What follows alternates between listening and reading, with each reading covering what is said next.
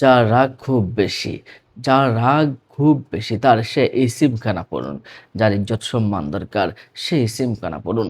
যার ভিতরে নম্রতা নেই, ভদ্রতা নেই সেও এই ইসিমটা পড়ুন। যাদের ভদ্রতা বাড়ানো উচিত বলে মনে করেন তারাও এই ইসিমখানা পাঠ করুন।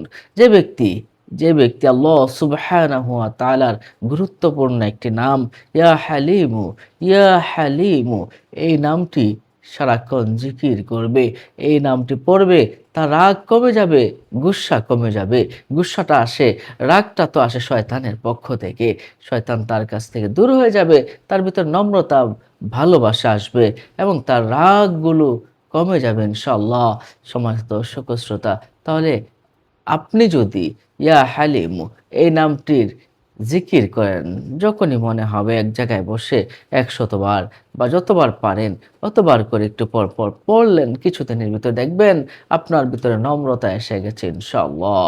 যে ব্যক্তি প্রত্যেকদিন জুহরের নামাজের পরে ৯ বার করে মাত্র ৯ বার করে মাত্র ইয়া হালিমু পাঠ করবে, তার ইজ্জত ও সম্মান আল্লাহ পাক রব্বুল আলামিন বিশেষভাবে বৃদ্ধি করে দিবেন। নিশ্চয়ই আমলটা বুঝতে পেরেছেন। খুব পাওয়ারফুল আমল। আল্লাহ পাক আমাদেরকে এই আমলগুলো করার তৌফিক দান করুন। অন্য মুমিন মুসলমানকে জানাতে শেয়ার করে।